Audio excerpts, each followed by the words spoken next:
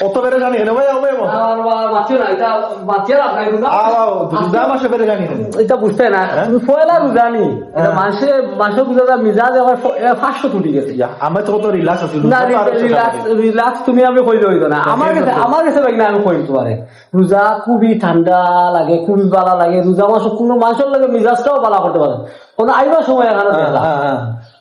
auto রিক্সায় মনে হয় মোটরসাইকেল কিবা লাগে আচ্ছা ওইটা লইয়া এক বেল গাছ চলে কিনা এটা মানে বেজুতি রাখি হতা পর্যায়ে থাকি কোলা অবস্থায় একজনে আরো বড় রূপে যাইতে যাই রাখি তো রোজা মাস ওই কথা খেলে হইতে পারবা রোজা মাসে তো কি দরকার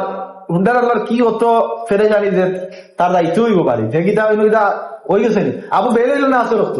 আর তুমি আসো রক্ত হইতে আরেকটা জিনিস বলো রোজা মাসে আরে একটা উক্তি আছে আসো রক্ত মাসের মিজাজ খিচকিটা হয়ে যায় এর কারণটা কি ভাই না আমি তো ওই জিনিসটা তো কে ভাই আমি বিশ্বাস করো আমার তো আল্লাহ তোরা একটা বয়স দিচ্ছে আমি একটা রোজা ওগু খাইতে পারলাম না আমার ধারণা ওগু খাইতে পারলাম না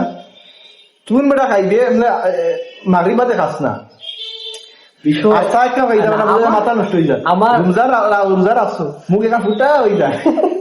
তুমি আলিয়া মতো দূর কথা বলছে বেটা দেখান কইছে রিয়েল কইছে কিছু মানুষ আছে আমি দেখছি রোজা মাসও রোজা রাখার বাদে মিজাজে করে ঠেঙ্গা হয়ে যায়